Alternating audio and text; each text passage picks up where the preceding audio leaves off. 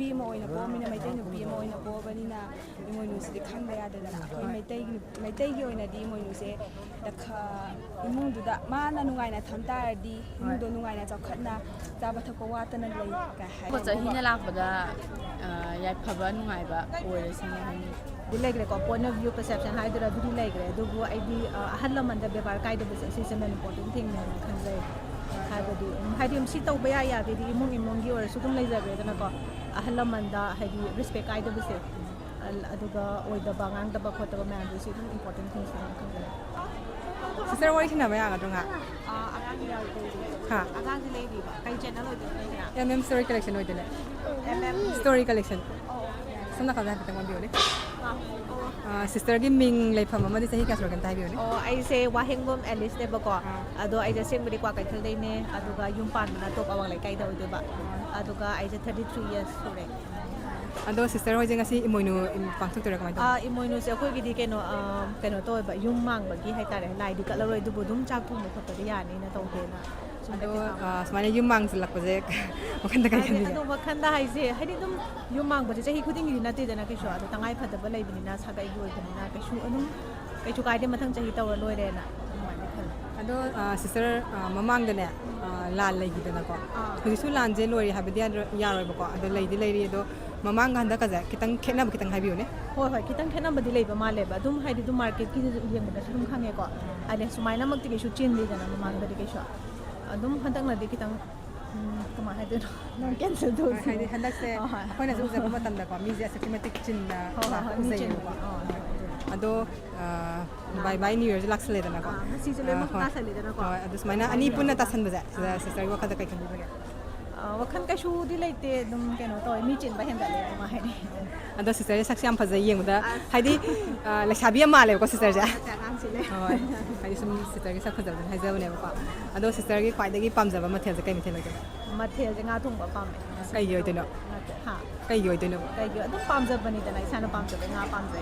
ado nga thong mo kg kyam ka di sa ba ngam bi ne kg da di lai te dum ai gi chang do quantity do sa pam ja hai ba wa ne ba ado sister gi kwai da gi pam ja ba color ja kai yoi de color se green pam me kai green bo jam ta set te pam ja ba ja kai gi no di lai te na ek sum lai da amrak ta gi sum green no ba hai ai se lai tha ba ko pa gardening ngum su pam me ba ko adu gi oi su ai green ba ka ta attractive oi ba da ado sister ne akhoi gi manipuri film industry gi hero ja se myam je kram mani pam pam mi adum ai thai na gi ba dum kai ku pam me kai gi no ma pam mi adum pam ja ba do ai acting to ba ko pa ma to ba do dum ngai ba do ado kai guma kai ku zna ko sister gi na ta la ga film to kumina ji ka hari sister je kai khan di asa du di oi right ki so ai sum ai dai film line da lai bu na ti dai sum pam ja ba wa ni na hoi film line da lai ba na tra ga ju masana bu pam ja ra ga di dum hai di dum kum khong da rai da na ko film ja adu sum hang ja ba ne ai sister ja khana ba ai kai hai ado sister hu se indam da ni na dum charu ba khuding haw e de ne ba ai indam da di mathel khuding haw ado indam da noi dra ba mi de noi roi hai ne yo ba ado ima Emoinu na ne mana yaning da ba ji hai di sister yum pa la ba ne ko kitang khangam ga ni da na da pitang miyam da share to ba mo ne yaning da ba hai ba se hoi mai gi ke no di legre ko point of view perception hai dura duri legre du bu ai di ahalam da bebar kai da bus is an important thing na khanjai haibadi haidim si tawba ya de di imung gi or sudum leijabe da na ko ahalam da haidi respect kai da bus aduga oida bangang da ba khotaba man du si important things na khanjai ado sister gi pure bese dum from dong ma le ha ba chakhi kai thang ka ba hoi ado sister gi hai di ko Emoinu ja karamba thabangi karamba kaya ni pam pang thopi watching gi tara ni thoi ni pan ba ado Emoinu na mana khwai da gi pam ja ba hai lai je khang bi ba hai mak chap chap ba di khang de du bu ke no ga yelan ke ngoi peruk si di yaw da ba ya de na hai kat pa kan nga angau ba ado Emoinu ja hai di akhoi gi manipur ji da ko khundari ba myam ja karamba ning thogi hak tak ta gi yum thong khuding mak ta kana to ba la na ba hobi ga ado yeng bi ko hai wali tam do wali ba ko su dum yum pa la ta ngai su ko du ado ko to me am le hai di akhoi di nupi ba ni ado ko mo do khrak khang de ya khang bi ro do hai di sister gi pusi da awa ba nungai ba dum thina rang ni da na ado khang share to bu mo ni da ki 2025 sida sahi je lo select re da na sin noi da moment si me am le gre ko ꯑꯗꯨꯝ ꯅꯨꯡꯉꯥꯏꯕ ꯍꯥꯏꯗꯤ ꯇꯧꯒꯅꯨ ꯇꯧꯒꯅꯨ ꯑꯩꯁꯨ ꯂꯣꯏꯁꯜꯂꯒꯦ ꯌꯥꯝ ꯁꯥꯡꯅ ꯍꯣꯏ ꯑꯗꯨꯝ ꯌꯥꯔꯦ ꯂꯣꯏꯁꯜꯂꯒꯦ ꯍꯥ ꯍꯧꯖꯤꯛ ꯍꯥꯏꯗꯤ ꯑꯋꯥꯕ ꯅꯪꯁꯦ ꯂꯥꯏꯕ꯭ꯔꯣ ꯍꯣꯏ ꯑꯗꯨꯝ ꯍꯦꯄꯤ ꯃꯣꯃꯦꯟꯠꯁꯦ ꯃꯌꯥꯝ ꯂꯩꯒꯦ ꯑꯩꯒꯤ ꯑꯗꯨꯝ ꯐꯦꯃꯤꯂꯤꯒꯤ ꯑꯣꯏꯕ ꯑꯗꯨꯝ ꯍꯦꯄꯤ ꯃꯣꯃꯦꯟꯠꯁ ꯂꯩꯒꯦ ꯅꯨꯡꯉꯥꯏꯇꯕꯗꯤ ꯑꯗꯨꯝ ꯑꯋꯥꯕꯗꯤ ꯑꯗꯨꯝ ꯃꯌꯥꯝ ꯂꯩꯗꯅꯀꯣ ꯂꯥꯟꯒꯤ ꯑꯣꯏꯔꯁꯨ ꯑꯗꯒꯤ ꯅꯨꯡꯉꯥꯏꯇꯕ ꯄꯥꯎ ꯃꯌꯥꯝ ꯑꯃ ꯂꯩꯕ ꯃꯌꯥꯝꯗꯣ ꯑꯗꯨꯝ ꯃꯌꯥꯝ ꯑꯋꯥꯕ ꯑꯣꯏꯗꯣꯏꯅꯤ ꯑꯗꯣ ꯁꯤꯁꯇꯔ ꯍꯧꯖꯤꯛ 2025ꯁꯦ ꯂꯣꯏꯔꯦꯗꯅ ꯂꯣꯏꯗꯣꯏꯗꯅ ꯉꯁꯤꯁꯤꯗ ꯑꯗꯣ ꯍꯌꯦꯡ 2026 ꯍꯧꯔꯅꯤ ꯃꯌꯥꯝꯗ ꯍꯥꯏꯗꯤ ꯌꯥꯏꯐ ꯄꯥꯎꯖꯦꯜ ꯁꯤꯌꯔ ꯇꯧꯕꯤꯔꯝꯃꯨꯅꯦ ꯃꯌꯥꯝ ꯍꯦꯜꯗꯤ ꯑꯣꯏꯅ ꯂꯩꯃꯤꯟꯅꯁꯦ ꯑꯗꯨꯃꯥꯏꯅ ꯑꯗꯒꯤ ꯇꯪꯗꯨ ꯂꯩꯇꯥꯕ ꯑꯃ ꯄꯨꯔꯛꯅꯕ ꯍꯣꯠꯅꯁꯦ ꯍꯧꯖꯤꯛ ꯂꯩꯔꯤꯕ ꯍꯥꯏꯗꯤ ꯀꯩꯅꯣꯁꯤꯡꯁꯦ ꯂꯣꯏꯅꯃꯛ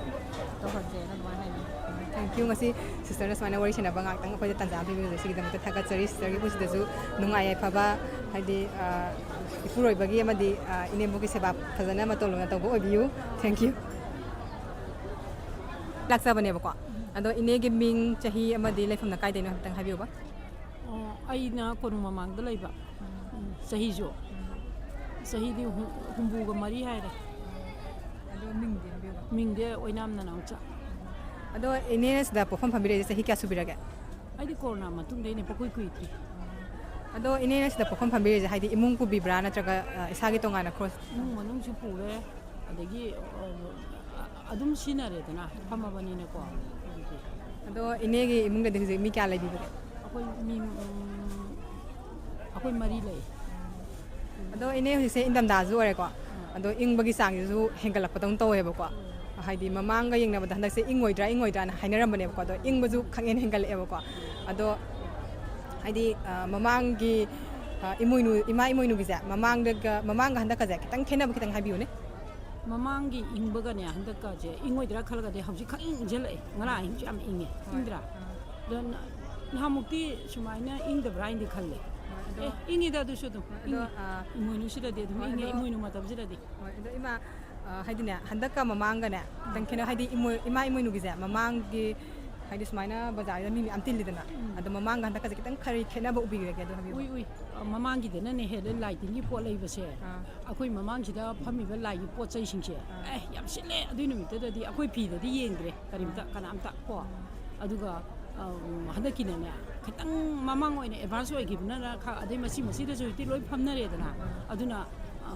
ꯉꯁꯤꯗꯤ ꯈꯔ ꯇꯞꯄꯦ ꯑꯗꯣ ꯑꯩꯈꯣꯏꯅ ꯁꯨꯝ ꯂꯥꯛꯆꯕ ꯃꯇꯝꯗ ꯎꯖꯕ ꯃꯇꯝꯗꯗꯤꯀꯣ ꯃꯃꯥꯡꯒ ꯍꯟꯗꯛꯀꯁꯦ ꯍꯟꯗꯛꯁꯤꯅ ꯍꯦꯟꯅ ꯃꯤꯁꯦ ꯆꯤꯟꯕꯒꯤ ꯇꯥꯏꯞꯇ ꯎꯖꯩꯌꯦꯕꯀꯣ ꯍꯥꯏꯗꯤ ꯄꯣꯠ ꯂꯩꯕ ꯂꯥꯛꯄꯤꯕ ꯑꯗꯩꯗꯤ ꯁꯤ ꯀꯩꯅꯣ ꯇꯧꯕꯁꯦ ꯑꯗꯣ ꯍꯥꯀꯨꯝꯁꯨ ꯂꯥꯛꯄ ꯑꯣꯏꯗꯣꯏꯅꯤ ꯍꯥꯀꯨꯝꯁꯦ ꯂꯥꯛꯇꯦ ꯑꯗꯣ ꯑꯩ ꯄꯣꯠ ꯆꯩ ꯂꯩꯕ ꯂꯥꯛꯑꯦꯕꯀꯣ ꯑꯗꯣ ꯊꯦꯡꯅꯖꯩꯌꯦꯕ ꯍꯥꯏꯗꯤ ꯃꯃꯥꯡ ꯍꯟꯗꯛꯀꯁꯦ ꯍꯟꯗꯛꯅ ꯍꯦꯟꯅ ꯑꯗꯨꯕꯨꯗꯤ ꯃꯇꯦꯛ ꯃꯌꯥꯁꯦ ꯍꯣꯏ ꯃꯃꯥꯡꯗꯅ ꯁ꯭ꯋꯥꯏ ꯃꯇꯦꯛꯁꯦ ꯈꯪꯖꯤꯟꯕꯒꯨꯝꯕ ꯑꯗꯣ ꯍꯟꯗꯛꯅ ꯑꯩꯈꯣꯏ ꯁꯤꯗꯩꯁꯤꯗ ꯌꯣꯜꯂꯤꯕ ꯑꯩ ꯍꯥꯏꯁꯤꯅꯦ ꯏꯃꯣꯏꯅꯨ ꯏꯃꯥꯁꯤ ꯏꯔꯥꯠ ꯄꯨꯖꯥ ꯇꯧꯗꯣꯏꯁꯤ ꯐꯛ ꯃꯆꯥꯁꯤꯒ ꯀꯩꯅꯣꯒ ꯊꯥꯔꯒ ꯌꯣꯜꯂꯤꯗꯅ ꯑꯁꯤ ꯌꯣꯟꯕꯁꯤꯗꯅꯦ ꯃꯣꯏꯅꯅꯦ ꯀꯩꯅꯣ ꯇꯧꯗꯤꯌꯦ ꯃꯤ ꯆꯤꯟꯗꯦꯕ ꯉꯁꯤ ꯌꯣꯜꯂꯤꯁꯤꯗꯤ ꯑꯩꯈꯣꯏꯅ ꯎꯕꯗꯗꯤ ꯑꯗꯨ ꯅꯣꯏꯅ ꯍꯥꯀꯨꯝꯒꯗꯤ ꯈꯦꯠꯅꯩ ꯍꯥꯏꯕꯁꯦ ꯎꯔꯝꯒꯅꯤ ꯅꯣꯏꯅꯕꯨꯗꯤ ꯑꯩꯈꯣꯏꯗꯤ ꯁꯤꯗ ꯀꯥꯈꯠꯂꯛꯑꯒ ꯐꯝꯃꯒ ꯂꯩꯕꯅꯤꯅ ꯑꯩꯈꯣꯏ ꯃꯥꯡꯗꯅꯦꯕ ꯎꯔꯤꯁꯦ ꯅꯣꯏꯅ ꯃꯆꯤ ꯃꯌꯥ ꯂꯣꯏ ꯆꯠꯂꯤꯅꯤꯗꯅ ꯑꯗꯨꯒꯤ ꯈꯦꯠꯅꯕꯗꯨꯕꯨꯗꯤ ꯂꯩꯔꯝꯒꯅꯤ ꯆꯨꯝꯃꯦ ꯑꯗꯣ ꯏꯅꯦ ꯍꯧꯖꯤꯛꯁꯦ ꯄꯣꯠꯁꯤꯠꯁꯤꯕꯨ ꯀꯃꯥꯏꯅ ꯇꯧꯕꯤꯔꯤꯒꯦ ꯑꯁ ꯍꯟꯗꯛꯀꯤ ꯂꯥꯟꯒꯤ ꯃꯇꯨꯡꯁꯤꯗꯩꯗꯤ ꯄꯣꯠꯁꯤꯠꯇꯤ ꯍꯪꯗꯅ ꯀꯥꯟꯅꯗ꯭ꯔꯦ ꯑꯩꯈꯣꯏ ꯁꯤꯗꯗꯤ ꯁꯤꯠꯇ꯭ꯔꯦ ꯑꯗꯨꯒꯤꯁꯨ ꯃꯊꯛꯇ ꯄ꯭ꯂꯁ ꯑꯁꯣꯝꯗꯪ ꯅꯥꯀꯟꯗ ꯀꯔꯤ ꯔꯥꯖꯦꯟꯗ꯭ꯔꯦꯁꯤꯁ ꯃꯃꯥꯡꯒꯤ ꯑꯁꯣꯝꯗ ꯐꯝꯃꯤꯕ ꯃꯌꯥꯝꯁꯦ ꯑꯁꯤꯝꯗ ꯂꯣꯏꯅ ꯆꯠꯅꯈ꯭ꯔꯦꯕ ꯑꯩꯈꯣꯏ ꯁꯤꯗꯤ ꯇꯦꯛꯁ ꯊꯤꯔꯒ ꯚꯔꯥ ꯊꯤꯔꯒ ꯐꯝꯃꯤꯕꯒꯨꯝꯕꯅꯦ ꯒꯣꯔꯃꯦꯟꯗ ꯑꯗꯣ ꯑꯩꯈꯣꯏ ꯁꯤꯗꯗꯤ ꯃꯤꯗꯣ ꯏꯟꯊꯤ ꯅꯨꯡꯉꯥꯏ ꯑꯝꯇ ꯆꯪꯉꯛꯇ꯭ꯔꯦ ꯍꯥꯏꯕ ꯃꯌꯥꯝꯁꯦ ꯑꯁꯣꯝꯗ ꯍꯩꯗꯣꯛꯄꯤ ꯍꯥꯏꯔꯒꯅꯦ ꯍꯩꯗꯣꯛꯄꯤꯅ ꯆꯠꯈ꯭ꯔꯦꯕ ꯃꯃꯤꯡ ꯑꯁꯤꯗ ꯑꯣꯏꯅ ꯑꯗꯨꯅꯅꯦ ꯄꯣꯠꯁꯤꯠꯇꯣ ꯌꯥꯝ ꯈꯦꯠꯅꯔꯦ ꯑꯗꯣ ꯏꯅꯦ ꯁꯤꯗ ꯄꯣꯠꯐꯝ ꯐꯝꯕ ꯂꯥꯛꯄꯤꯕꯁꯦ ꯄꯨꯡ ꯀꯌꯥꯗꯒꯤ ꯂꯥꯛꯄꯤꯒꯦ ꯑꯗꯨꯒ ꯄꯨꯡ ꯀꯌꯥꯗ ꯍꯟꯒꯦ ꯑꯩꯈꯣꯏ ꯂꯥꯛꯏꯁꯦ ꯑꯩꯗꯤ ꯑꯗꯨꯝ ꯊꯦꯡꯉꯦ ꯑꯍꯟꯈꯩ ꯌꯦꯠ ꯑꯣꯏ ꯐꯝꯃꯤꯕ ꯑꯍꯟꯈꯩꯁꯦ ꯃꯣꯏꯅ ꯄꯨꯡ 9 ꯃꯥꯄꯟꯗ ꯂꯥꯛꯑꯦꯀꯣ ꯑꯩꯒꯤꯅ ꯄꯨꯡ 10 ꯇꯔꯥꯃꯈꯥꯏ 11 ꯐꯥꯎ ꯃꯅꯨꯡꯗꯗꯤ ꯑꯩ ꯁꯤ ꯌꯧꯔꯛꯑꯦ ꯑꯗꯨꯒ ꯍꯣꯔꯦꯟꯅꯅꯦ ꯄꯨꯡ 4 ꯃꯈꯥꯏꯗꯗꯤ ꯃꯝꯃꯕꯅꯤꯅꯅꯦ 5ꯒ ꯇꯥꯔꯛꯄꯗꯗꯤ ꯑꯗꯨꯝ ꯂꯣꯏꯁꯜꯂꯦꯗ ꯂꯣꯏꯅꯃꯛ ꯂꯣꯏꯅꯔꯦꯗ ꯑꯗꯨꯃꯥꯏꯅ ꯇꯧꯔ ꯍꯜꯂꯦ ꯑꯗꯣ ꯏꯅꯦ ꯁꯤꯗ ꯄꯣꯠꯐꯝ ꯐꯝꯕꯤꯔꯤꯁꯦ ꯍꯥꯏꯗꯤ ꯑꯗꯨꯝ ꯏꯃꯨꯡꯒꯤꯗꯁꯨ ꯃꯇꯦꯡ ꯑꯣꯏꯅꯕ꯭ꯔꯥ ꯀꯃꯥꯏꯅ ꯇꯧꯋꯦ ꯍꯣꯏ ꯏꯃꯨꯡꯒꯤꯁꯨ ꯃꯇꯦꯡ ꯑꯣꯏꯅꯔꯦ ꯍꯤꯟꯖꯥꯡ ꯆꯔꯥ ꯑꯃꯇꯁꯨ ꯑꯣꯏꯅ ꯑꯗꯨꯝ ꯄꯨꯁꯟꯅꯔꯦ ꯀꯣ ꯑꯗꯨꯒꯤꯗꯤ ꯑꯗꯣ ꯅꯣꯡꯃꯒꯤ ꯑꯗꯨꯝ ꯍꯥꯏꯗꯤ ꯑꯗꯨꯝ ꯀꯩꯅꯣ ꯇꯧꯕꯤꯕ ꯑꯗꯨꯝ ꯏꯁꯣꯔꯅ ꯀꯩꯊꯦꯜ ꯂꯥꯏꯔꯦꯝꯕꯤ ꯏꯃꯥꯁꯤꯅ ꯑꯗꯨꯝ ꯃꯌꯥꯝꯁꯦ ꯑꯩꯗ ꯅꯠꯇꯦ ꯃꯌꯥꯝꯁꯦ ꯂꯣꯏ ꯌꯦꯜꯂꯤꯅꯦꯕ ꯏꯃꯥ ꯍꯥꯏꯁꯤꯗꯤ ꯑꯗꯨꯅ ꯑꯗꯨꯃꯥꯏꯅ ꯑꯗꯨꯝ ꯇꯧꯋꯦ ꯑꯗꯨꯒꯤꯗꯤ ꯑꯗꯣ ꯏꯅꯦ ꯍꯧꯖꯤꯛꯁꯦ ꯀꯩ ꯃꯊꯦꯜꯅ ꯍꯥꯎꯒꯦ ꯍꯥꯏꯗꯤ ꯏꯪꯊꯝꯊꯥꯁꯦ ꯀꯩ ꯃꯊꯦꯜꯅ ꯍꯥꯎꯒꯦꯕ ꯍꯧꯖꯤꯛ ꯏꯪꯊꯝꯊꯥꯗꯤ ꯌꯣꯡꯆꯥꯛ ꯏꯔꯣꯝꯕ ꯃꯩꯇꯩꯒꯤ ꯍꯥꯏꯔꯒꯗꯤ ꯀꯣ ꯑꯗꯩ ꯍꯪꯒꯥꯝ ꯊꯣꯡꯕ ꯍꯪꯒꯥꯝ ꯆꯝꯐꯨꯠ ꯍꯥꯏꯅꯔꯦꯗꯅ ꯑꯉꯥꯡꯁꯤꯡꯅꯕꯨꯗꯤ ꯁꯥ ꯉꯥ ꯍꯥꯏꯕꯒꯤ ꯋꯥꯅꯦꯕ ꯑꯗꯣ ꯍꯪꯒꯥꯝ ꯊꯣꯡꯕꯅ ꯍꯥꯎꯋꯤꯅꯦ ꯍꯧꯖꯤꯛꯇꯤ ꯍꯣꯏ ꯍꯥꯏꯗꯤ ꯑꯍꯜ ꯂꯃꯟꯁꯤꯡꯅꯁꯨ ꯍꯥꯏꯅꯩꯗꯅ ꯏꯪꯊꯝꯊꯥꯗ ꯍꯪꯒꯥꯝ ꯊꯣꯡꯕ ꯆꯥꯗ꯭ꯔꯕ ꯍꯪꯒꯥꯝ ꯊꯣꯡꯕ ꯆꯥꯗ꯭ꯔꯕꯗꯨꯗꯤ ꯅꯣꯏꯔꯔꯣꯏꯅ ꯍꯥꯏꯅꯩꯗꯅ ꯍꯣꯏ ꯍꯥꯏꯗꯤ ꯁꯨꯝ ꯑꯗꯣ ꯏꯅꯦ ꯍꯟꯗꯛ ꯍꯥꯏꯗꯤ 2025ꯁꯦ ꯁꯤꯒꯤꯁꯤꯗ ꯅꯨꯡꯉꯥꯏꯈꯤꯕ ꯋꯥꯈꯤꯕ ꯃꯤꯀꯨꯞ ꯂꯩꯔꯝꯒꯅꯤꯗꯅ ꯑꯗꯣ ꯃꯌꯥꯝꯗ ꯈꯤꯇꯪ ꯄꯥꯎꯗꯝꯕꯤꯌꯨꯅꯦ ꯑꯣ ꯑꯩꯈꯣꯏꯅ 2025ꯁꯤꯗ ꯅꯨꯡꯉꯥꯏꯈꯤꯕ ꯍꯥꯏꯔꯒ ꯅꯨꯡꯉꯥꯏꯈꯤꯕꯕꯨ ꯂꯩꯇ꯭ꯔꯦꯗ ꯀꯩꯅꯣꯗ ꯉꯁꯥꯏ ꯂꯥꯟ ꯅꯨꯡ ꯇꯧꯈꯤꯕꯗꯨꯅꯅꯦ ꯏꯁꯥꯁꯤꯗ ꯑꯋꯥꯕ ꯊꯨꯀꯠꯄ ꯅꯨꯡꯉꯥꯏꯇꯕ ꯉꯥꯛꯇ ꯑꯣꯏꯅ ꯊꯦꯡꯅꯔꯦꯗꯅ ꯑꯗꯣ 26 ꯂꯥꯛꯄꯁꯤꯗꯗꯤ ꯑꯐꯕ ꯅꯨꯡꯉꯥꯏꯕ ꯌꯥꯏꯐꯕ ꯍꯥꯏꯕꯗꯣ ꯄꯨꯍꯟꯅꯤꯡꯉꯦ ꯀꯣ ꯏꯃꯥꯒꯤ ꯃꯥꯏꯀꯩꯗꯒꯤꯗꯤ ꯑꯗꯨ ꯑꯣꯏꯍꯟꯅꯤꯡꯉꯦ ꯑꯗꯣ ꯏꯅꯦ ꯀꯩꯅꯣꯝꯇꯒ ꯍꯪꯖꯒꯦꯕ ꯍꯥꯏꯗꯤ ꯏꯃꯥ ꯏꯃꯣꯏꯅꯨꯒꯤ ꯅꯨꯃꯤꯠꯁꯦ ꯍꯥꯏꯗꯤ ꯏꯃꯥ ꯏꯃꯣꯏꯅꯨꯅ ꯌꯥꯅꯤꯡꯕ ꯌꯥꯅꯤꯡꯗꯕ ꯂꯩꯗꯅ ꯑꯗꯣ ꯃꯌꯥꯝꯗ ꯈꯤꯇꯪ ꯁꯤꯌꯔ ꯇꯧꯕꯤꯔꯝꯃꯨꯅꯦ ꯏꯃꯥ ꯏꯃꯣꯏꯅꯨꯅ ꯌꯥꯅꯤꯡꯕ ꯍꯥꯏꯕꯗꯤ ꯉꯔꯥꯡꯗꯁꯨ ꯑꯩꯅ ꯔꯦꯗꯤꯑꯣꯁꯦ ꯁꯨꯝ ꯇꯥꯕꯗꯀꯣ ꯏꯃꯣꯏꯅꯨꯅ ꯆꯠꯀꯗꯕ ꯁꯥꯖꯠ ꯅꯨꯄꯤ ꯑꯃ ꯃꯧ ꯑꯃ ꯑꯣꯏꯕꯒꯤ ꯂꯤꯆꯠ ꯍꯥꯏꯕꯁꯤ ꯔꯦꯗꯤꯑꯣꯗ ꯗꯔꯃꯥꯗ ꯂꯣꯏ ꯈꯪꯅꯔꯕ ꯉꯥꯛꯇꯅꯦ ꯑꯗꯨꯗꯤꯀꯣ ꯑꯗꯨꯃꯥꯏꯅꯅꯦ ꯈꯪꯅ ꯑꯗꯨꯝ ꯆꯠꯃꯤꯟꯅꯕꯅ ꯐꯔꯅꯤꯗ ꯀꯣ ꯑꯩꯅ ꯁꯤꯗ ꯑꯩꯅ ꯍꯩꯁꯤꯡꯉꯤ ꯑꯗꯨ ꯇꯧꯋꯦꯅ ꯉꯥꯡꯉꯨꯕꯒꯤ ꯃꯍꯨꯠꯇ ꯑꯗꯨꯗꯤ ꯃꯤꯅ ꯂꯣꯏ ꯈꯪꯅꯔꯕ ꯉꯥꯛꯇꯅꯤꯅ ꯌꯨꯝꯕꯥꯟꯕꯒꯤꯁꯦ ꯀꯣ ꯍꯥꯏꯗꯅ ꯑꯗꯨꯗ ꯑꯗꯨꯝ ꯂꯣꯏꯁꯤꯜꯂꯒꯦ ꯑꯩ ꯊꯣꯏꯅ ꯑꯗꯣ ꯏꯅꯦ 2026ꯁꯨ ꯂꯥꯛꯇꯣꯔꯦꯗꯅ ꯉꯁꯤ 25 ꯂꯣꯏꯗꯣꯔꯦꯗꯅ ꯑꯗꯣ ꯃꯌꯥꯝꯗ ꯌꯥꯏꯐ ꯄꯥꯎꯖꯦꯜ ꯈꯤꯇꯪ ꯄꯤꯕꯤꯔꯝꯃꯨ ꯑꯗꯣ 2026ꯁꯤꯅ ꯂꯥꯛꯄꯗ ꯑꯩꯈꯣꯏꯒꯤ ꯇꯪꯗꯨ ꯂꯩꯇꯥꯗꯕ ꯂꯩꯕꯥꯛꯀꯤ ꯑꯣꯏꯅ ꯂꯩꯔꯤꯗꯅ ꯁꯤꯗꯁꯨ ꯇꯪꯗꯨ ꯂꯩꯇꯥꯕ ꯑꯐꯕ ꯑꯗꯒꯤ ꯇꯦꯛꯇ ꯀꯥꯏꯗꯕ ꯃꯌꯥꯝꯁꯦ ꯅꯨꯡꯉꯥꯏ ꯌꯥꯏꯐꯅ ꯄꯥꯜꯂꯁꯤ ꯋꯥꯠꯇ ꯄꯥꯗꯕ ꯑꯃ ꯑꯣꯏꯔꯁꯤ ꯏꯃꯨꯡꯗ ꯅꯠꯇꯦ ꯂꯩꯕꯥꯛ ꯄꯨꯝꯅꯃꯛ ꯂꯩꯕꯥꯛꯁꯤꯒꯤ ꯑꯣꯏꯅ ꯑꯣꯏꯔꯁꯤ ꯍꯥꯏꯕ ꯋꯥꯐꯝꯁꯦ ꯊꯝꯖꯔꯒꯦ ꯏꯃꯥꯅ ꯀꯣ ꯁꯤ ꯊꯝꯖꯔꯦ ꯌꯥꯝ ꯅꯨꯡꯉꯥꯏꯖꯔꯦ ꯏꯅꯦ ꯁꯨꯃꯥꯏꯅ ꯏꯅꯦꯒ ꯉꯥꯏꯍꯥꯛ ꯋꯥꯔꯤ ꯁꯥꯟꯅꯕ ꯐꯪꯖꯕ ꯊꯦꯡꯛ ꯌꯨ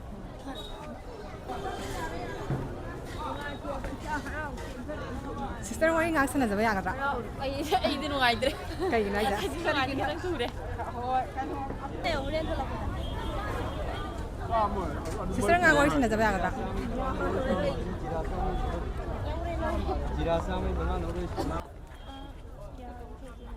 ꯍꯥꯏꯗꯤ ꯕꯥꯏ ꯕꯥꯏ ꯅꯤꯌꯨ ꯌꯔꯒꯤ ꯃꯔꯝꯗ ꯍꯥꯏꯗꯤ ꯃꯤꯌꯥꯝꯗ ꯁꯨꯝ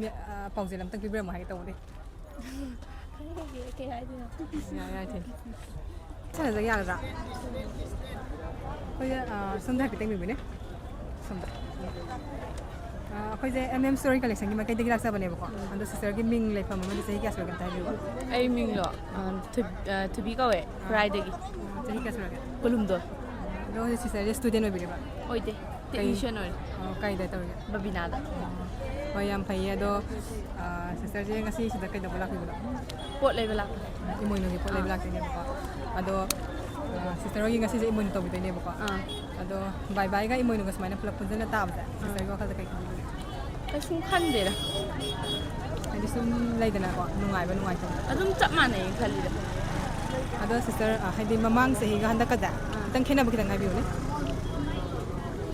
ꯀꯩꯁꯨꯝ ꯑꯗꯨꯝ ꯂꯥꯟꯒꯤ ꯈꯦꯠꯅꯕꯗꯨ ꯃꯉꯥꯏꯔꯦ ꯀꯩ ꯍꯥꯏꯅꯤꯡꯉꯥꯏ ꯂꯩꯇꯦ ꯑꯗꯣ ꯁꯤꯁꯇꯔꯅ ꯄꯥꯝꯖꯕ ꯍꯦꯟꯖꯥꯡꯁꯦ ꯀꯩ ꯑꯣꯏꯗꯣꯏꯅꯣ ꯍꯋꯥꯏ ꯊꯣꯡꯕ ꯁꯤꯁꯇꯔꯅ ꯄꯥꯝꯖꯕ ꯀꯂꯔꯁꯦ ꯀꯩ ꯑꯣꯏꯗꯣꯏꯅꯣ ꯄꯤꯡ ꯑꯗꯨꯒ ꯁꯤꯁꯇꯔꯅ ꯄꯥꯝꯖꯕꯅꯦ ꯃꯅꯤꯄꯨꯔꯤ ꯐꯤꯂꯝ ꯁ꯭ꯇꯥꯔꯒꯤꯁꯤꯅ ꯀꯔꯝꯕ ꯑꯣꯏꯗꯣꯏꯅꯣ ꯍꯦꯔꯣꯗ ꯈꯪꯗꯦꯗ ꯑꯗꯨꯗꯤ ꯄꯥꯝꯖꯕꯗꯤ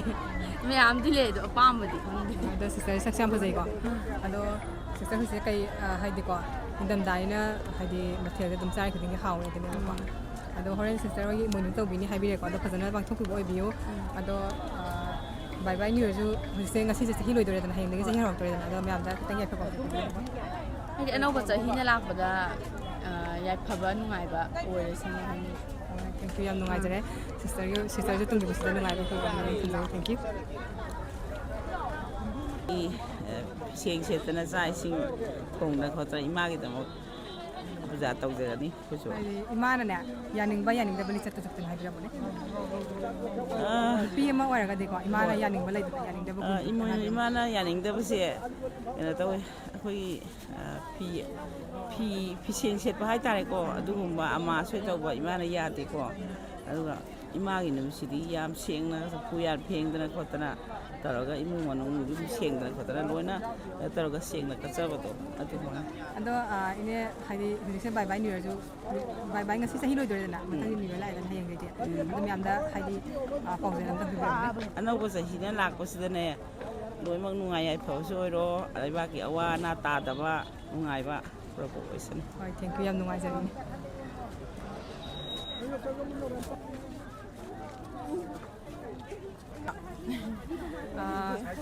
ꯁꯣꯝ ꯅꯥꯀꯜꯂꯣꯝꯗ ꯆꯠꯄꯤꯌꯨꯅꯦ sister story collection gi ma kai digi laksa bane ba ko ado sister gi ming am thai bi ne ni ma ꯑꯩꯅ ꯃꯣꯅꯤꯀꯥ ꯑꯩꯅ ꯖꯣꯁꯤꯅꯤ ꯂꯩꯐꯝꯗꯤ ꯀꯥꯏꯗꯒꯤ ꯂꯝꯂꯣꯡꯗꯩ ꯑꯩꯅ ꯂꯥꯏꯔꯤꯛ ꯀꯥꯕ ꯑꯗꯣ ꯆꯍꯤ ꯀꯌꯥ ꯁꯨꯕꯤꯔꯒꯦ 27 ꯆꯪꯉꯦ ꯑꯩꯅ 25 ꯆꯪꯉꯦꯕ ꯑꯗꯣ ꯍꯧꯖꯤꯛꯁꯦ ꯀꯩ ꯇꯧꯕꯤꯔꯤꯒꯦ ꯃꯥꯏꯀ꯭ꯔꯣ ꯐꯥꯏꯅꯥꯟꯁꯇ ꯌꯥꯎꯕ ꯍꯣꯏ ꯑꯗꯣ ꯊꯕꯛ ꯂꯥꯛꯏꯅꯦꯕꯀꯣ ꯑꯗꯣ ꯊꯕꯛ ꯂꯥꯛꯄꯁꯦ ꯒꯥꯔꯤꯗ ꯂꯥꯛꯄ꯭ꯔꯥ ꯅꯠꯇ꯭ꯔꯒ ꯍꯥꯏꯗꯤ ꯂꯥꯏꯟꯗ ꯂꯥꯛꯄ꯭ꯔꯥ ꯅꯠꯇ꯭ꯔꯒ ꯏꯁꯥꯒꯤ ꯒꯥꯔꯤꯗ ꯂꯥꯛꯄ꯭ꯔꯥ ꯑꯗꯣ ꯚꯔꯥꯗꯤ ꯀꯌా ꯂꯧꯒꯦ 20 ꯄꯤ ꯃꯣꯏꯅ 30 ꯄꯤꯌꯣ ꯑꯩꯈꯣꯏꯅ 20 ꯑꯗꯨꯝ ꯄꯤꯕ ꯍꯥꯏꯇꯥꯔꯦ ꯄꯦꯁꯦꯟꯖꯔꯒꯤꯗꯤ 50 ꯂꯧꯋꯦꯕ ꯑꯗꯣ ꯑꯩꯈꯣꯏꯗꯤ ꯅꯨꯡꯇꯤꯒꯤ ꯆꯠꯂꯕꯅꯤꯅ ꯑꯗꯨꯝ 20 ꯄꯤꯕ ꯑꯗꯣ ꯊꯕꯛꯇꯤ ꯄꯨꯡ ꯀꯌꯥꯗꯒꯤ ꯂꯥꯛꯏ ꯄꯨꯡ ꯀꯌꯥꯗ ꯍꯜꯂꯦ ꯄꯨꯡ 9ꯗꯩꯅ ꯄꯨꯡ 4ꯐꯥꯎ ꯑꯗꯣ ꯆꯥꯛ ꯆꯥꯔꯒ ꯂꯥꯛꯄꯤꯕ꯭ꯔꯥ ꯆꯥꯛ ꯆꯥꯔꯒ ꯂꯥꯛꯑꯦ ꯍꯣꯏ ꯑꯗꯣ ꯍꯧꯖꯤꯛꯁꯦ ꯏꯪꯊꯝꯊꯥꯅꯤꯅ ꯁꯤꯁꯇꯔ ꯑꯅꯤꯃꯛꯀꯤ ꯃꯐꯝꯗꯀꯣ ꯍꯥꯏꯗꯤ ꯀꯔꯤ ꯍꯤꯟꯖꯥꯡꯅ ꯏꯍꯥꯎ ꯍꯥꯎꯕꯤꯒꯦ ꯍꯥꯏꯗꯤ ꯍꯪꯒꯥꯝꯅ ꯁꯣꯝꯒꯤꯗꯤ ꯍꯪꯒꯥꯝꯗꯅꯤ ꯌꯨꯝ ꯍꯥꯏꯗꯤ ꯏꯪꯊꯝꯊꯥꯁꯤꯗꯤ ꯍꯪꯒꯥꯝꯁꯦ ꯆꯥꯔꯒ ꯅꯣꯏꯍꯧꯗꯕ ꯃꯤꯗꯨꯗꯤ ꯅꯣꯏꯔꯔꯣꯏ ꯍꯥꯏꯅꯩꯅꯦꯕꯀꯣ ꯑꯗꯣ ꯁꯤꯁꯇꯔ ꯑꯅꯤꯁꯦ ꯌꯥꯝ ꯐꯖꯩ ꯑꯗꯣ ꯑꯁꯦꯡꯕ ꯑꯣꯏꯅ ꯐꯖꯩꯌꯦ ꯑꯗꯣ ꯁꯤꯁꯇꯔꯒꯤ ꯈꯪꯅꯕꯒꯗꯤ ꯂꯩꯕ꯭ꯔꯥ ꯂꯩ ꯁꯣꯝ ꯁꯤꯁꯇꯔꯒꯤꯗꯤ ꯂꯩ ꯍꯥꯏꯗꯤ ꯑꯦꯛꯁ ꯕꯣꯏ ꯐ꯭ꯔꯦꯟꯒꯗꯤ ꯂꯩꯕꯤꯕ꯭ꯔꯥ ꯂꯩꯇꯦ ꯑꯩꯗꯤ ꯁꯣꯝꯒꯤꯗꯤ ꯂꯩꯒꯗꯕ ꯑꯗꯣ ꯑꯦꯛꯁ ꯕꯣꯏ ꯐ꯭ꯔꯦꯟꯁꯦ ꯍꯧꯖꯤꯛ ꯅꯨꯄꯤ ꯊꯤꯒ ꯄꯥꯝꯃꯒꯁꯤ ꯕ꯭ꯔꯥꯎꯟ ꯃꯇꯝ ꯑꯣꯜꯂꯛꯄ ꯑꯗꯨꯅꯤ ꯑꯗꯣ ꯁꯤꯁꯇꯔ ꯍꯣꯏꯅ ꯈ꯭ꯋꯥꯏꯗꯒꯤ ꯃꯅꯤꯄꯨꯔꯤ ꯐꯤꯂꯝ ꯏꯟꯗꯁꯇ꯭ꯔꯤꯁꯦ ꯁꯤꯗ ꯈ꯭ꯋꯥꯏꯗꯒꯤ ꯄꯥꯝꯖꯕ ꯍꯦꯔꯣꯁꯦ ꯀꯅꯥ ꯑꯣꯏꯗꯣꯏꯅꯣ ꯈ꯭ꯋꯥꯏꯗꯒꯤ ꯄꯥꯝꯖꯕ ꯍꯦꯔꯣꯏꯟ ꯍꯦꯔꯣꯗꯗꯤ ꯀꯥꯏꯀꯨ ꯍꯣꯏ ꯀꯣꯀ꯭ꯔꯣꯁ ꯁꯣꯝꯗꯤ ꯑꯩꯗꯤ ꯍꯥꯟꯅꯅꯦ ꯇꯀꯦꯁꯣꯔ ꯌꯥꯝ ꯄꯥꯝꯃꯦꯕ ꯍꯧꯖꯤꯛꯇꯤ ꯖꯦꯝꯁ ꯄꯥꯝꯃꯦ ꯀꯩꯒꯤ ꯑꯣꯏꯗꯣꯏꯅꯣ ꯄꯥꯝꯃꯤꯁꯦ ꯃꯣꯏꯁꯦ ꯈꯪꯗꯦ ꯑꯩꯈꯣꯏꯅ ꯑꯉꯥꯡ ꯑꯣꯏꯔꯤꯉꯩꯗꯒꯤ ꯃꯣꯏꯒꯤ ꯑꯦꯛꯇꯤꯡ ꯀꯩꯀꯥꯁꯦ ꯍꯧꯖꯤꯛꯀꯥꯟꯒꯤꯁꯤꯗꯒꯤꯗꯤ ꯃꯣꯏꯅ ꯍꯦꯜꯂꯤ ꯍꯥꯏꯗꯤ ꯁꯤꯁꯇꯔ ꯑꯅꯤꯅ ꯄꯥꯝꯃꯤꯕ ꯍꯦꯔꯣꯁꯦ ꯁꯤꯁꯤꯅ ꯀꯩꯒꯨꯝꯕ ꯁꯤꯁꯇꯔ ꯑꯅꯤꯁꯤꯗ ꯐꯤꯂꯝ ꯀꯨꯝꯁꯦ ꯍꯥꯏꯔꯗꯤ ꯀꯩ ꯈꯟꯕꯤꯅꯦ ꯑꯗꯨꯗꯤ ꯍꯩꯔꯣꯏ ꯍꯥꯏꯗꯤ ꯁꯨꯝ ꯃꯤꯑꯣꯏꯕꯁꯦ ꯍꯩꯔꯒ ꯄꯣꯛꯂꯛꯄ ꯅꯠꯇꯦꯗꯅ ꯍꯥꯏꯗꯤ ꯀꯣꯟꯅ ꯇꯝꯃꯒ ꯍꯩꯔꯛꯄ ꯉꯥꯛꯇꯅꯤꯗꯅ ꯑꯗꯣ ꯀꯩ ꯈꯟꯕꯤꯒꯗꯒꯦ ꯋꯥꯈꯜꯁꯤꯗ ꯑꯗꯣ ꯍꯥꯏꯗꯤ ꯁꯤꯁꯇꯔꯒꯤ ꯗ꯭ꯔꯦꯁꯁꯤꯡꯒꯤꯁꯤꯁꯨ ꯐꯖꯩꯀꯣ ꯑꯗꯣ ꯃꯃꯥꯡ ꯆꯍꯤꯒ ꯍꯟꯗꯛꯀꯁꯦ ꯍꯥꯏꯗꯤ ꯏꯃꯣꯏꯅꯨꯁꯦ ꯁꯤꯗ ꯈꯤꯇꯪ ꯈꯦꯠꯅꯕ ꯈꯤꯇꯪ ꯍꯥꯏꯕꯤꯌꯨꯅꯦ ꯃꯃꯥꯡ ꯆꯍꯤꯗꯤ ꯏꯔꯥꯡ ꯂꯩꯕꯅꯤꯅꯀꯣ ꯍꯥꯏꯗꯤ ꯏꯃꯣꯏꯅꯨ ꯇꯧꯅꯤꯡ ꯇꯥꯔꯁꯨ ꯍꯥꯏꯗꯤ ꯂꯩꯀꯦꯝꯗ ꯂꯩꯕ ꯃꯤ ꯃꯌꯥꯝ ꯇꯧꯕ ꯐꯪꯗꯦꯗꯅ ꯑꯗꯣ ꯍꯟꯗꯛ ꯆꯍꯤꯗꯤ ꯑꯗꯨ ꯍꯥꯏꯗꯤ ꯇꯧꯕ ꯃꯥꯟꯕꯗꯣ ꯃꯤ ꯌꯥꯝ ꯆꯤꯜꯂꯦ ꯉꯔꯥꯡꯗꯒꯤ ꯅꯍꯥꯟꯗꯒꯤ ꯃꯤ ꯌꯥꯝ ꯆꯤꯜꯂꯦꯕꯀꯣ ꯕꯖꯥꯔꯁꯦ ꯑꯗꯨꯗ ꯃꯤ ꯈꯨꯗꯤꯡꯃꯛꯇꯣ ꯍꯥꯏꯗꯤ ꯏꯃꯣꯏꯅු ꯇꯧꯕꯒꯤ ꯇꯥꯏꯞꯇ ꯈꯟꯕꯗꯣ ꯃꯃꯥꯡꯗꯗꯤ ꯂꯥꯟ ꯂꯩꯕꯅꯦ ꯑꯗꯩꯗꯤ ꯑꯋꯥ ꯑꯅꯥ ꯇꯥꯕ ꯃꯌꯥꯝꯗꯨ ꯀꯩꯁꯨ ꯇꯧꯕ ꯑꯣꯏꯗꯦꯗꯅ ꯍꯟꯗꯛꯇꯤ ꯈꯔ ꯐꯕꯅꯤ ꯑꯗꯣ ꯁꯤꯁꯇꯔ ꯑꯅꯤꯁꯦ ꯕꯥꯏ ꯕꯥꯏ ꯅ꯭ꯌꯨ ꯏꯌꯔꯗꯤ ꯀꯣꯏꯕ ꯆꯠꯄꯤꯔꯣꯏꯗ꯭ꯔꯣ ꯆꯠꯂꯣꯏ ꯑꯗꯣ ꯏꯃꯥ ꯏꯃꯣꯏꯅꯨꯒꯤ ꯃꯔꯝꯗꯅꯦ ꯍꯥꯏꯗꯤ ꯑꯈꯪ ꯈꯤꯇꯪ ꯍꯥꯏꯕꯤꯌꯨꯅꯦ ꯀꯩ ꯍꯥꯏꯗꯣꯏꯅꯣ ꯏꯃꯣꯏꯅꯨꯁꯦ ꯍꯥꯏꯗꯤ ꯑꯩꯈꯣꯏ ꯃꯩꯇꯩꯒꯤ ꯑꯣꯏꯅꯗꯤ ꯏꯃꯣꯏꯅꯨ ꯍꯥꯏꯁꯦ ꯀꯃꯥꯏ ꯍꯥꯏꯗꯣꯏꯅꯣ ꯍꯣꯏ ꯍꯥꯏꯗꯤ ꯇꯉꯥꯏ ꯐꯗ꯭ꯔꯕ ꯅꯨꯄꯤ ꯑꯃꯅ ꯍꯥꯏꯗꯤ ꯈꯪꯗ꯭ꯔꯕ ꯌꯥꯗ꯭ꯔꯕ ꯀꯩꯅꯣ ꯑꯃꯅꯦꯕ ꯌꯨꯝ ꯑꯃꯒꯤ ꯅꯨꯄꯤ ꯑꯃ ꯑꯣꯏꯅ ꯄꯣꯛꯑꯃꯤꯅ ꯃꯩꯇꯩ ꯅꯨꯄꯤ ꯑꯃ ꯑꯣꯏꯅ ꯄꯣꯛꯑꯕꯅꯤꯅ ꯏꯃꯣꯏꯅꯨꯁꯤꯗꯤ ꯈꯪꯗ ꯌꯥꯗꯦꯗꯅ ꯑꯩꯈꯣꯏ ꯃꯩꯇꯩꯒꯤ ꯑꯣꯏꯅꯗꯤ ꯏꯃꯣꯏꯅꯨꯁꯦ ꯏꯃꯨꯡꯗꯨꯗ ꯃꯥꯅ ꯅꯨꯡꯉꯥꯏꯅ ꯊꯝ ꯇꯥꯔꯗꯤ ꯏꯃꯨꯡꯗꯣ ꯅꯨꯡꯉꯥꯏꯅ ꯆꯥꯎꯈꯠꯅ ꯆꯥꯕ ꯊꯛꯄ ꯋꯥꯠꯇꯅ ꯂꯩ ꯀꯥꯏ ꯍꯥꯏꯁꯦ ꯑꯗꯣ ꯏꯃꯣꯏꯅꯨꯁꯦ ꯀꯔꯝꯕ ꯊꯕꯥꯜꯒꯤ ꯀꯔꯝꯕ ꯍꯥꯏꯗꯤ ꯀꯌꯥꯅꯤ ꯄꯥꯟꯕꯗ ꯄꯥꯡꯊꯣꯛꯀꯦ ꯈꯪꯕꯤꯕ꯭ꯔꯥ ꯋꯥꯛꯆꯤꯡꯒꯤ 12ꯅꯤ ꯄꯥꯟꯕ ꯍꯣꯏ ꯑꯗꯣ ꯏꯃꯣꯏꯅꯨ ꯏꯃꯥꯅꯅꯦ ꯈ꯭ꯋꯥꯏꯗꯒꯤ ꯄꯥꯝꯖꯕ ꯍꯩ ꯂꯩꯁꯦ ꯍꯥꯏꯕꯤꯌꯨꯅꯦ ꯍꯩ ꯂꯩꯁꯦ ꯂꯩꯗꯤ ꯑꯉꯧꯕ ꯍꯥꯏꯌꯦ ꯑꯩꯈꯣꯏꯅ ꯁꯨꯝ ꯊꯦꯡꯅꯕ ꯀꯥꯟꯗ ꯂꯩ ꯑꯉꯧꯕ ꯀꯠꯂꯣ ꯍꯥꯏꯌꯦ ꯑꯗꯣ ꯍꯩꯗꯗꯤ ꯃꯅꯝ ꯅꯥꯏꯕ ꯁꯨꯝꯕ ꯈꯪꯗꯦ ꯑꯗꯨꯝꯕꯗꯤ ꯐꯖꯅ ꯂꯩꯗꯗꯤ ꯀꯩꯅꯣ ꯀꯨꯟꯗꯣ ꯂꯩ ꯀꯩꯅꯣꯒꯤ ꯍꯣꯏ ꯋꯥꯔꯛꯀꯤ ꯀꯨꯟꯗꯣꯗꯣ ꯑꯗꯨ ꯑꯗꯒꯤꯗꯤ ꯁꯅꯥꯔꯩꯁꯦ ꯑꯣꯏꯗꯣꯏꯅꯦꯕꯀꯣ ꯑꯗꯨꯒ ꯍꯩꯗꯗꯤ ꯑꯦꯅꯤ ꯍꯩ ꯍꯥꯏ ꯄꯟꯕꯁꯦ ꯁꯤ ꯏꯃꯥ ꯏꯃꯣꯏꯅꯨꯅ ꯌꯥꯝ ꯄꯥꯝꯖꯩꯌꯦꯕꯀꯣ ꯑꯗꯨꯒ ꯁꯤꯁꯇꯔꯗꯩ ꯈꯪꯍꯧꯔꯦ ꯑꯗꯨꯃ ꯍꯣꯏ ꯈꯪꯍꯧꯔꯣ ꯍꯥꯏꯗꯤ ꯍꯌꯦꯡ ꯌꯨꯝ ꯄꯥꯟꯕꯗ ꯈꯪꯗꯕ ꯌꯥꯗ꯭ꯔꯕꯅꯦꯕ ꯑꯗꯣ ꯁꯤꯁꯇꯔ ꯍꯥꯏꯗꯤ ꯍꯧꯖꯤꯛꯁꯦ 2025ꯁꯦ ꯂꯣꯏꯗꯣꯏꯗꯅ ꯁꯤꯗ ꯑꯋꯥ ꯅꯨꯡꯉꯥꯏ ꯊꯦꯡꯅꯔꯝꯒꯅꯤꯗꯅ ꯑꯗ ꯈꯤꯇꯪ ꯁꯤꯌꯔ ꯇꯧꯕꯤꯌꯨꯅꯦ ꯍꯣꯏ ꯑꯩꯒꯤ ꯑꯣꯏꯅꯗꯤ 2025ꯁꯦ ꯑꯩ ꯃꯉꯣꯟꯗꯁꯨ ꯍꯥꯏꯔꯝꯃꯤꯅꯦ ꯑꯩꯅ ꯈ꯭ꯋꯥꯏꯗꯒꯤ ꯅꯨꯡꯉꯥꯏꯈꯤꯕ ꯑꯩꯅ ꯅꯤꯡꯖꯈꯤꯕ ꯈꯨꯗꯤꯡꯃꯛ ꯊꯨꯡꯕ ꯆꯍꯤ ꯑꯗꯒꯤ ꯑꯩꯒꯤ ꯄꯨꯟꯁꯤꯗ ꯐꯠꯇꯕ ꯃꯤ ꯃꯌꯥꯝ ꯂꯥꯛꯑꯝ ꯇꯥꯔꯁꯨ ꯆꯠꯈꯤꯕ ꯆꯍꯤ ꯑꯣꯏꯕꯗꯣ ꯑꯗꯨ ꯑꯣꯏꯌꯦꯅ ꯈꯜꯂꯦ 2025ꯁꯦ ꯑꯩꯒꯤ ꯑꯣꯏꯅꯗꯤ ꯌꯥꯝ ꯅꯨꯡꯉꯥꯏꯈꯤꯕ ꯑꯩꯒꯤ ꯄꯨꯟꯁꯤꯗ ꯀꯥꯎꯕ ꯉꯝꯃꯔꯣꯏꯗꯕ ꯆꯍꯤꯅꯦꯅ ꯁꯤꯁꯇꯔꯒꯤꯗ ꯍꯥꯏꯕꯤꯌꯨꯅꯦ ꯑꯩꯒꯤꯁꯨ ꯑꯗꯨꯝ ꯆꯞ ꯃꯥꯟꯅꯔꯦ ꯍꯣꯏ ꯑꯗꯣ ꯁꯤꯁꯇꯔ ꯍꯥꯏꯗꯤ ꯑꯅꯧꯕ ꯆꯍꯤꯅ ꯂꯥꯛꯄꯁꯦ ꯑꯁꯤꯗ ꯃꯌꯥꯝꯗ ꯌꯥꯏꯐ ꯄꯥꯎꯖꯦꯜ ꯑꯝꯇꯪ ꯄꯤꯕꯤꯔꯝꯃꯨꯅꯦ ꯑꯅꯧꯕ ꯆꯍꯤꯅ ꯂꯥꯛꯄꯗꯅꯦ ꯍꯥꯏꯗꯤ ꯑꯩꯈꯣꯏꯅ ꯃꯌꯨꯝ ꯍꯟꯖꯤꯟꯗꯅ ꯂꯩꯔꯤꯕ ꯑꯗꯩꯗꯤ ꯑꯋꯥ ꯑꯅꯥ ꯇꯥꯔꯕ ꯃꯌꯥꯝꯁꯦ ꯂꯣꯏ ꯅꯨꯡꯉꯥꯏꯕ ꯆꯥꯎꯈꯠꯄ ꯑꯗꯩꯗꯤ ꯏꯪꯅ ꯆꯤꯛꯅ ꯂꯩꯕ ꯃꯅꯤꯄꯨꯔ ꯑꯃ ꯑꯣꯏꯍꯟꯅꯤꯡꯉꯦ ꯍꯥꯏꯅ ꯍꯥꯏꯅꯤꯡꯉꯦ ꯍꯥꯟꯅꯗꯧꯅ ꯅꯨꯡꯁꯤ ꯆꯥꯟꯅꯅ ꯑꯩꯈꯣꯏ ꯄꯨꯂꯞ ꯂꯩꯕꯗꯣ ꯑꯩꯈꯣꯏꯁꯨ ꯕꯐꯔ ꯖꯣꯟ ꯃꯅꯥꯛꯇꯩꯅꯦꯕꯀꯣ ꯑꯗꯨꯗꯨꯅ ꯍꯥꯟꯅꯒ ꯍꯧꯖꯤꯛꯀꯗꯤ ꯌꯥꯝ ꯈꯦꯠꯅꯔꯦꯗꯅ ꯍꯥꯟꯅꯒꯤ ꯁꯥꯟꯇꯤꯗꯣ ꯄꯨꯔꯛꯑꯒ ꯅꯨꯡꯁꯤ ꯆꯥꯟꯅꯅ ꯂꯩꯕ ꯄꯥꯝꯃꯦ ꯍꯣꯏ ꯑꯩꯈꯣꯏꯒꯤ ꯃꯥꯏꯀꯩꯗꯁꯨ ꯁꯤꯁꯇꯔ ꯑꯅꯤꯒꯤ ꯇꯨꯡꯒꯤ ꯄꯨꯟꯁꯤꯗ ꯅꯨꯡꯉꯥꯏ ꯌꯥꯏꯐꯕ ꯇꯧꯔꯨꯕ ꯈꯨꯗꯤꯡꯗ ꯃꯥꯏ ꯄꯥꯛꯄ ꯑꯣꯏꯕꯤꯌꯨ ꯍꯥꯏꯅ ꯊꯝꯖꯔꯤ thank you Hello, brother. We are. I can. What?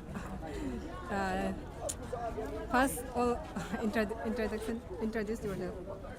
I am from Rajasthan to come here to work here. I work here. What work you Construction like what you go ahead. You come you come what you buy to come bazaar? I am buying something for my wife here. To for near gift. Today what you eat? Today nothing so far. I eat now. Here something Manipuri food. I will eat today. Are you single or married? No, I have wife. Okay. Now is winter season. Then how you feel? Yeah, it's very cold in morning, but and night. But in daytime it's okay. It's bearable. Your आपका जगह means आपके place Rajasthan है ना और यहाँ मणिपुर से इस दोनों का डिफरेंट तो बताओ. It's very different because in summer in Rajasthan it's very hot, but here is normal, and winter also very cold there, colder than here. But it's cold also here, but most difference is related to summer season. It's very hot there. And with Manipur का सब्जी तो कौन कैसा आप पसंद को सबसे बढ़िया सिंजू and iromba kangsoi. I like this. which girl type do you like? Which type of girl do you like? No, I love my wife. It's not type. I love her. Okay. And now where are you live? Now where are you live? I live in near Mantri Khavam Lampai. And how many people live there? In that area, many people in my building, mostly Nepali and Naga. It's okay. I'm getting late. Soda late. Come New Year and today is bye 2025 and tomorrow will come New Year. Then you give some Gift to my wife. No, you give some means that Message. Message. Yeah, life is good. So live positively and always work hard to something. But positive thinking, everything will be fine in end. That's thing. Okay. Thank you. God I bless get you. it. Thank you. Thank you.